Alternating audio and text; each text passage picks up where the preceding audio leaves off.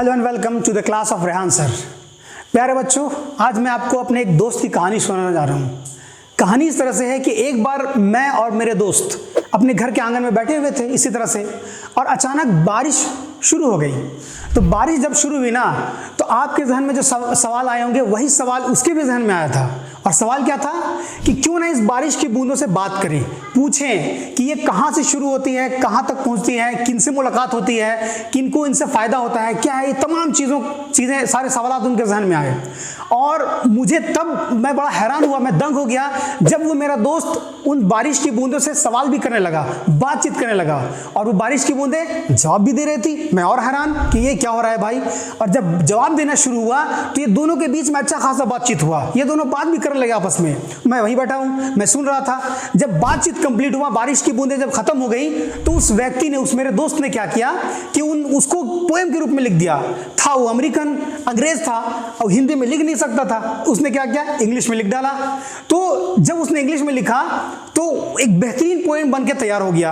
और वही पोएम जब उसने लिखा तो वो पोएम आपके 11th के सिलेबस में डाल दिया गया। तो आज मैं आपके सामने, है ना, लिखने वाले वाल्ट विटमैन और उसको ट्रांसलेट करने वाले रेहान सर, मैं आपके सामने हाजिर हूँ। और आज मैं इस पोएम को आपके सामने ट्रांसलेट करूंगा, इसका डिटेल बताऊंगा, इसका कंप्लीट एनालिसिस बताऊंगा, और बताऊंगा आपको कि आखिर इन दोनों के बीच में क्या बातचीत हुई थी। तो आइए दोस्तों देखते हैं इस पोएम में कि इस पोएम में वाल्ट विटमैन ने क्या कहने की कोशिश की है। तो चलिए आइए देखते हैं। काफी मजा आने वाला है इस पोएम में आज आपको, क्योंकि बारिश का मौसम आने वाला है, बरसात आने वाली है, और इसमें इस पोएम को पढ़ने का काफी मजा आएगा।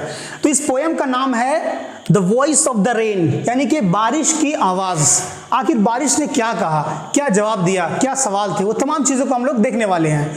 तो देखिए, वाल्ट विटमैन कहते हैं कि who art thou, who art thou. ये थोड़ा सा आप समझ में आ रही है, आर्ट क्या है, दाउ क्या है, ये तो इंग्लिश में ऐसे नए वर्ड्स नजर आ रहे हैं भाई। तो ये एक्चुअली इंग्लिश में इनको आर्किज्म कहा जाता है, हु आर्ट दाउ, ये आर्किज्म है। आर्किज्म मतलब होता है ओल्ड इंग्लिश, पुराने जमाने के ओल्ड फैशन वर्ड्स को इस्तेमाल करना इंग्लिश में, उसको आर्किज्म बोलते हैं। तो ये आर्ट एक्चुअली है आर, एंड दाउ का मतलब हो गया यू। तो हु आर यू, तो वाल्ट विटमैन ने पूछ दिया, सवाल किया, हु आर्ट दाउ, तुम कौन हो, हु आर यू, तुम कौन हो। Said I to the soft falling shower। तो ये किसने, राइटर ने, पोएट ने पूछा, किससे, सॉफ्ट फॉलिंग शावर, यानी कि रिमझिम जो बारिश होती है ना, हल्की हल्की जो रिमझिम बारिश होती है, उन बारिश की बूंदों से उन्होंने सवाल कर दिया। क्या सवाल था, हु आर यू, आप कौन है, तुम कौन हो। सवाल है ना, आंगन में बैठ के सवाल कर रहा है बंदा। तो कह रहा है कि which strange to tell gave me an answer. और वो कहते हैं कि मुझे बड़ा आश्चर्य हो रहा है आपको बताकर, है ना, आप स्टूडेंट्स को बताकर ये बड़ा आश्चर्य हो रहा है कि उसने मुझे जवाब दिया, उसका जवाब आया, क्या आया, एज हियर ट्रांसलेटेड। और वो जो जवाब था उसको यहाँ पे ट्रांसलेट किया गया है। आइए देखते हैं क्या ट्रांसलेशन है भाई। I am the poem of the earth, मैं इस पृथ्वी की कविता हूं। ये कौन कह रही है, ये कौन कह रहा है, ये बारिश की बूंदें कह रही है। बारिश की बूंद का कहना है कि मैं इस अर्थ की, इस पृथ्वी की कविता हूं। और क्या है, said the voice of the rain. तो रेन का वॉइस यानी कि उस वर्षा की बूंदों की आवाज आई, और उन्होंने अपनी आवाज में क्या बोला कि I am the poem of the earth, मैं इस पृथ्वी की कविता हूं। आगे देखते हैं। Eternal, I rise impalpable out of the land and the bottomless sea। अब यहां पे देखिए, इटर्नल का मैंने मीनिंग आपको लिख दिया है, निरंतर, कंटिन्यू, लगातार, है ना, निरंतर। तो ये निरंतर क्या करते हैं, आई राइज, राइज में तो ऊपर उठना, है ना, ऊपर उठना, जैसे सूरज राइज करता है उस तरह से चीजें राइज करती, ऊपर उठती हैं। तो आई राइज, मैं ऊपर उठता हूं, इटर्नल, कंटिन्यूअसली, इम्पाल्पेबल, अदृश्य, जिसको आप देख नहीं सकते, जिसको आप टच नहीं कर सकते हैं, जिसको आप महसूस कर सकते हैं, सिर्फ और सिर्फ आप महसूस कर सकते हैं, न देख सकते हैं, न टच कर सकते हैं। यहां पर एक्चुअली आप देख सकते हैं, यहां पे पानी का वाटर साइकिल जब होता है, तो वाटर साइकिल में वाटर जब इवेपोरेट होता है सूरज की गर्मी पाकर, उसी के बारे में आप चर्चा कर रहे हैं कि eternal I rise impalpable out of the land, जमीन से, है ना, मैं ऐसे उठता हूं, ऐसे मैं ऊपर जाता हूं जो किसी को नजर नहीं आता हूं, ठीक है। एंड द बॉटमलेस सी, और कहां से, समुद्र से। कैसा समुद्र, बॉटमलेस, जिसकी कोई गहराई नहीं है। हालांकि समुद्र की गहराई हम लोग नाप सकते हैं ना, आप भी नाप सकते हैं समुद्र की गहराई, आसान है। तो यहां पर कह सकते हैं कि समुद्र की वो गहराई जिसको नापा नहीं जा सकता। यहां पर इन्होंने क्या किया है कि एग्जैजरेट किया है, बढ़ा चढ़ाकर बोला है, जिसको एग्जैजरेशन कहते हैं इंग्लिश में। आगे वीडियो में आपको बताऊंगा कि एक्चुअली ये क्या यूज किया गया, कौन सा लिटरेरी टर्म है। लेकिन इन्होंने इसमें क्या किया है कि जमीन से भी बूंदे, बारिश की बूंदे इवेपोरेट होकर वाष्प बनकर ऊपर उठती हैं, और साथ ही साथ समुद्र से भी इनका वाष्पीकरण होता है, इवेपोरेशन होता है, और ये ऊपर उठते हैं। आगे देखिए क्या कहते हैं, upward to heaven, whence vaguely formed together, altogether changed and yet the same। और ये क्या करते हैं, upward to heaven, heaven की तरफ, आसमान की तरफ बादल बनने के लिए ऊपर उठते हैं, है ना, upward to the heaven, whence, whence, whence means where, है ना, whence, वैगुली, वैगुली है ना, अस्पष्ट, दैट इज नॉट श्योर, जिसका कोई शेप नहीं होता शुरू में। जब वाष्प ऊपर उठता है, एवोपरेट होता है, तो उसका कोई शेप नहीं होता है, कंफर्म कोई शेप नहीं होता है, कोई आकार नहीं होता है। फॉर्म्ड ऑल टुगेदर, यानी जितनी भी बारिश की बूंदें जो होती है वो जब वाष्प के रूप में ऊपर उठते हैं, तो ऊपर जाने के बाद एक साथ मिलकर, है ना, एक शेप बनाती हैं, ठीक है। Change and yet the same, और उनका आकार चेंज होता है, क्योंकि जमीन पे जब रहती है तो वो एक लिक्विड है, जब वहां पे इवेपोरेट हुआ तो वो गैस बन गया, जब आसमान की तरफ ऊपर उठा तो वहां पे ठंडा होकर वो बादल का रूप ले लेते हैं, तो दैट इज कॉल्ड सॉलिड। तो ये तीन तरह का वाटर का जो फॉर्म होता है, वो वाटर का तीन शेप होता है, अलग अलग शेप में वो चेंज हुआ। तो कह रहा है कि उसका शेप तो चेंज होता है, मगर ये सेम है तो वही चीज, लेकिन शेप उनका चेंज हो रहा है। फिर देखिए आगे कहते हैं, I descend to lave the droughts. अब ये बारिश की बूंदें जवाब दे रही हैं, है ना, अपना पूरा, ये पूरी कहानी, अपने पूरा लाइफ साइकिल को इनके सामने, इन्हें हमारे दोस्त वर्ल्ड विटमैन के सामने रख रही है, जिसको आप पढ़ रहे हैं। कह रहे हैं कि I descend to lave, lave that is धुलना या धोना। तो ये क्या करते हैं कि ये आई डिसेंड टू लेव द ड्रॉट्स, जहां पर सूखा पड़ता है, जो जमीन सूखी पड़ जाती है, जहां पे बंजर हो जाता है, सूखा पड़ जाता है, बारिश की एक बूंदी नहीं होती है, जीवन का, प्लांट्स का एक नामो निशान नहीं होता है, उस जगह पर जाकर ये बारिश की बूंदें जमीन पर आती हैं, और उस जमीन को जो बंजर पड़ा है उसको सब्ज करती है, हरा भरा करती है, वहां पे हरियाली लाती है, उसको नया जिंदगी देती है ये बूंदें। और क्या करते हैं, एटॉमीज, और एटॉमीज का मतलब होता है सूक्ष्म कण, छोटे छोटे जो एटम्स होते हैं, पार्टिकल्स होते हैं, छोटे छोटे एटम्स होते हैं जमीन के अंदर, जो जमीन पर, धरती पर छोटे छोटे पार्टिकल्स होते हैं, उनको एटॉमीज कहा गया है। तो ये सूखे पड़े हुए धरती को, उसको गीला करते, भिगाते हैं, छोटे छोटे पार्टिकल्स को भी गीला करते, भिगाते, उनको नई जिंदगी देते हैं। Dust layers of the globe, और डस्ट लेयर्स जो है ग्लोब में, जो चारों तरफ जो डस्ट का पूरा लेयर है, जब बारिश की बूंदें जमीन पर आती हैं तो वो तमाम डस्ट लेयर्स को जमीन पर ले आती हैं, और विजिबिलिटी हमारा बढ़ जाता है। जब आप देखते हैं कि बारिश होती है ना, बारिश के बाद विजिबिलिटी ऑटोमेटिक, आपके मोबाइल में देखिए होगा कि अगर 10 किलोमीटर है तो 12 किलोमीटर बताने लगेगा, 13-14 किलोमीटर बताने लगेगा, क्योंकि बारिश की बूंदें जब जमीन पर आती हैं तो उस वक्त में क्या होता है कि वो तमाम डस्ट लेयर्स को, डस्ट पार्टिकल्स को वो जमीन पर ले आती है अपने साथ साथ, तो पूरा जो हमारा इन्वायरमेंट होता है वो पूरा क्लीन हो जाता है। तो विजिबिलिटी जो होता है, हम दूर तक क्लीन देख सकते हैं, साफ। तो वही पानी की बूंदें बता रही हैं कि हम जब जमीन पर आते हैं तो ये तमाम डस्ट पार्टिकल्स को अपने साथ जमीन पर लेके आते हैं, और इतना ही नहीं बल्कि जितने भी सूखा पड़ा हुआ चीजें हैं, वो तमाम चीजों को हम भिगाते हैं, उनको नई जिंदगी देते हैं। फिर देखिए आगे क्या कह रहे हैं, and all that in them without me were seeds only latent unborn। और एक चीज और सबसे इंपॉर्टेंट, जो जमीन के अंदर सीड्स हैं, जमीन के अंदर सीड्स हैं, वो बारिश की बूंदें जब उनको, बारिश की बूंदें जब इन पर आती हैं, तब कहीं जाकर ये जो सीड्स हैं इनको नई जिंदगी मिलती है। वही कह रहे हैं कि सीड्स ओनली लैटेंट, लैटेंट अविकसित, वो बीज जो विकसित नहीं थे, जिनमें जान नहीं था, वो बस जमीन के अंदर ऐसी सूखी पड़ी हुई थी। किसान जब जमीन के अंदर अनाज को, बीज को डालता है तो वैसे ही पड़े रहते हैं, और उसके बाद जब बारिश की बूंदें जमीन पर आती हैं तो क्या करती हैं, वो लैटेंट थे, अनबॉर्न, उनके अंदर जिंदगी नहीं थी, सूखे पड़े हुए थे, बारिश की बूंदों ने उनको नई जिंदगी दी, वो नई जिंदगी देती है, और नई जिंदगी देने के बाद इन्हीं बीजों के जरिए से प्लांट्स आते हैं, पौधे आते हैं, फिर वो पौधे बड़े होकर बड़े पेड़ का शक्ल लेते हैं।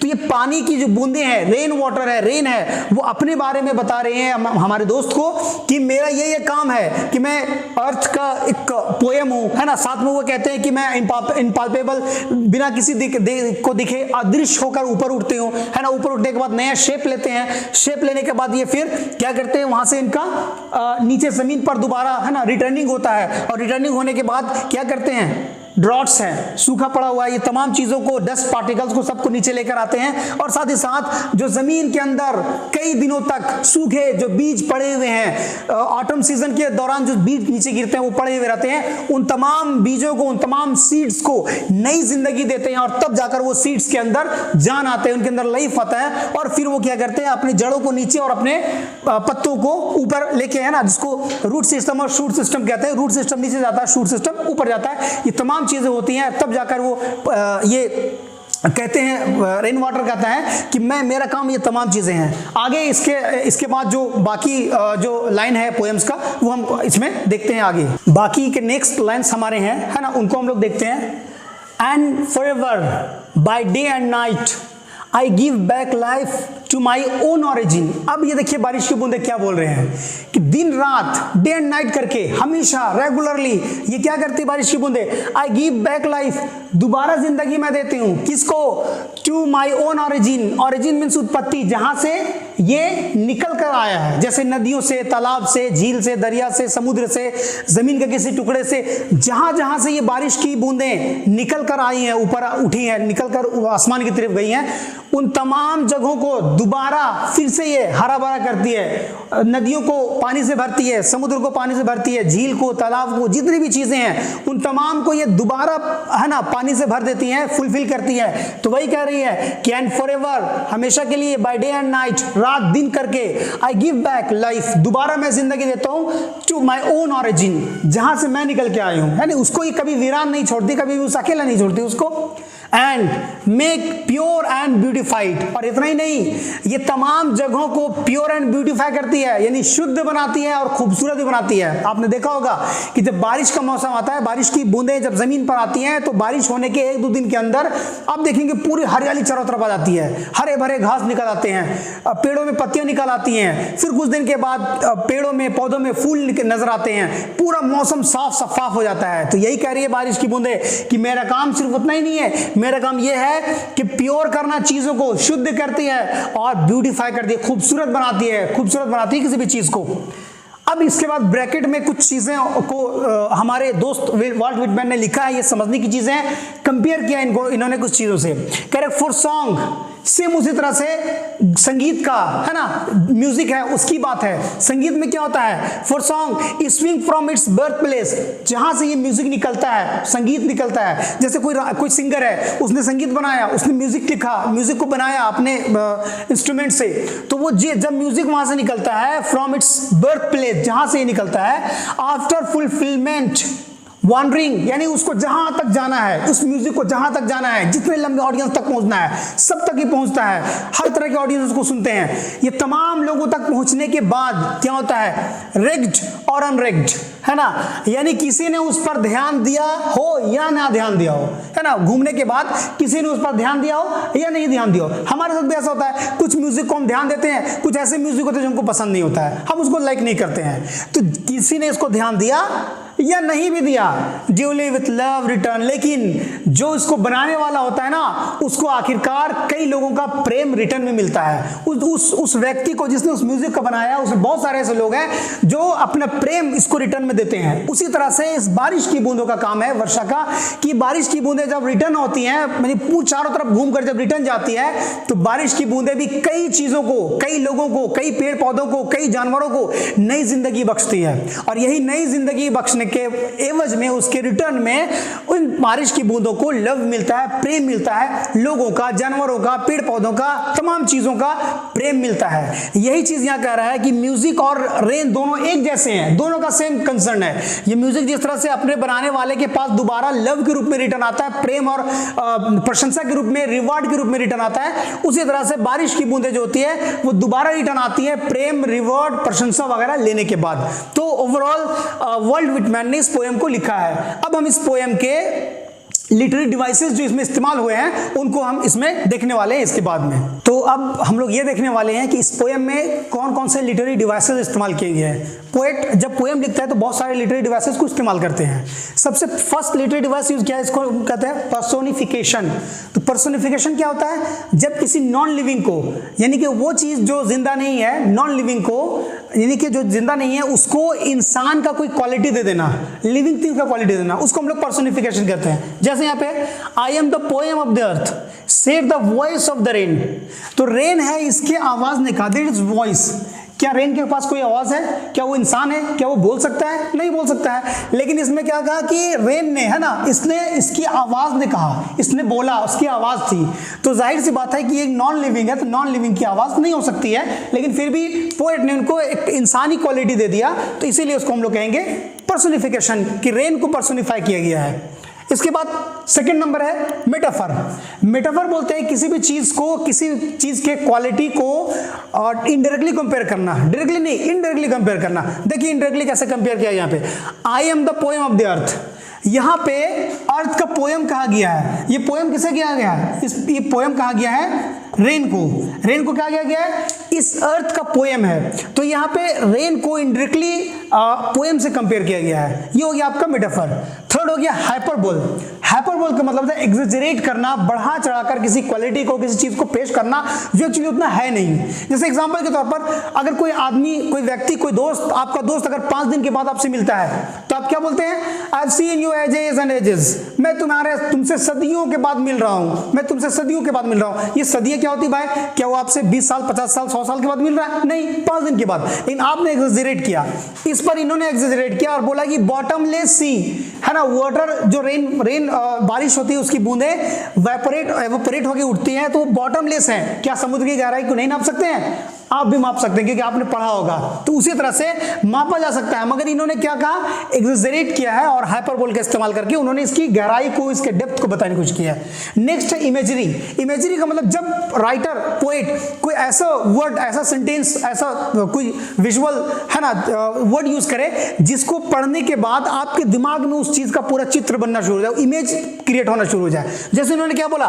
Soft falling shower. यानी जब यहाँ पे बात होती है कि बारिश की रिमझिम बूंदें, है ना, जब जमीन पर आ रही थी, तो हमारे और आपके ज़हन में ये बार बार वो तमाम सीन क्रिएट होगा कि बारिश की बूंदें कैसे जमीन पर रिमझिम बारिश होती है ना, स्प्रिंकल जिसको बोलते हैं, तो वो वाला हमारे जहन में आना शुरू होता है। इसको हम लोग बोलते हैं इमेजरी। तो इमेजरी का इस्तेमाल इन्होंने यहाँ पे किया है। ये आपके लिटरेरी डिवाइस है, इसको हमारे दोस्त वॉल्ट विटमैन ने इस पोएम में इस्तेमाल करने की कोशिश की है। तो मेरे प्यारे दोस्तों, बच्चों, उम्मीद है कि आपको ये पोएम समझ में आया होगा। मैं आपसे उम्मीद करता हूँ कि इस पोएम को आप जब दोबारा अपने क्लास में, अपने बुक्स में रीड करेंगे, पढ़ेंगे, तो मेरा ये वीडियो आपको समझ में आ जाएगा। इसके ज़रिए से आप इसको ज़्यादा समझ पाएंगे। और साथ ही साथ आप मेरे इस चैनल को लाइक करें, सब्सक्राइब करें और बेल आइकन बटन को ज़रूर दबाएं। Thank you very much.